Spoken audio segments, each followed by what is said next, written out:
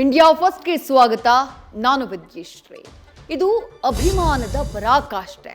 ಕರೂರಲ್ಲಿ ನಡೆದಿದ್ದು 40 ಜನರ ಸಾವಿನ ಮೆರವಣಿಗೆ. ಗ್ರೌಂಡ್ ರಿಪೋರ್ಟ್ಗಿಳಿದ ನ್ಯೂಸ್ ಫಸ್ಟ್ಗೆ ಕಾಣಿಸಿದ ಒಂದೊಂದು ದೃಶ್ಯವೂ ಘನಘೋರ.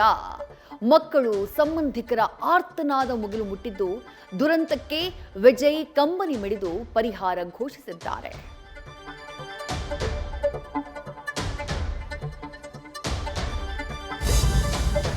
ಚಿಕ್ಕ ರಸ್ತೆಯಲ್ಲಿ ಅಪಾರ ಜನ ಸೇರಿದ್ದೇ ದೊಡ್ಡ ದುರಂತಕ್ಕೆ ಕಾರಣ ಆಗಿದೆ.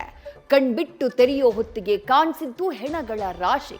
ದಿಢೀರ್ ಆಂಬ್ಯುಲೆನ್ಸ್ ಲೈನು ಸಾವಿಗೆ ತಳ್ಳಿದೆ. ವಿಜಯ್ ಲೇಟ್ ಆಗಿ ಬಂದಿದ್ದಕ್ಕೆ ದುರಂತ ಸಂಭವಿಸಿದೆ. ಷಡ್ಯಂತ್ರದ ಸುತ್ತ ರಾಜಕಾರಣದ ಪ್ರದಕ್ಷಿಣೆ ಆರಂಭವಾಗಿದೆ. ಕಲಬುರಗಿ ವಿಜಯಪುರದಲ್ಲಿ ಮಹಾಮಳೆಯ ಅವಾಂತರ ಒಂದಲ್ಲ ಎರಡಲ್ಲ. ಭೀಮಿಯ ಆರ್ಭಟಕ್ಕೆ ಎಲ್ಲಾ ನೀರು ಪಾಲು. ಜನ ಜಾನುವಾರುಗಳ ಮೂಕ ರೋಧನೆಯ ಗೋಳು ಕಾಣಿಸ್ತಾ ಇದೆ. ಮಠ ಮಂದಿರಗಳು ಜಲಾವೃತವಾಗಿ ಅರ್ಚಕರು ಪರದಾಡಿದ್ದಾರೆ. ಮುಧೋಳದ ಹಳ್ಳಿಗಳಿಗೆ ಘಟಪ್ರಭಾ ದಿಗ್ಬಂಧನ ಬಿದ್ದಿದೆ. ನೂರಾರು ಹೆಣಗಳ ಕಥೆ ಕಟ್ಟಿದ್ರು. ಸತ್ಯ ಹೊಸ್ತಿಲು ದಾಟುವ ಮೊದಲೇ ಸುಳ್ಳು ನಾಡೆಲ್ಲ ಸುತ್ತಿ ಸಾರಿ ಬಂತು. ಆದ್ರೆ ಈಗ ಧರ್ಮಸ್ಥಳದಲ್ಲಿ ಸತ್ಯ ದರ್ಶನವಾಗ್ತಾ ಇದೆ.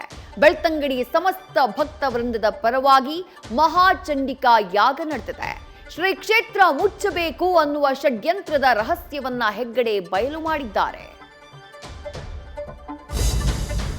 ದೇವನಹಳ್ಳಿಯ ಚನ್ನರಾಯಪಟ್ಟಣದ ಬಳಿಕ ಹೊಸ ದಂಗಲ್ ಆರಂಭವಾಗಿದೆ. ಬಿಡದಿ ಟೌನ್ಶಿಪ್ ವಿರುದ್ಧದ ಹೋರಾಟಕ್ಕೆ ದಳದ ಬಲ ಸಿಕ್ಕಿದೆ.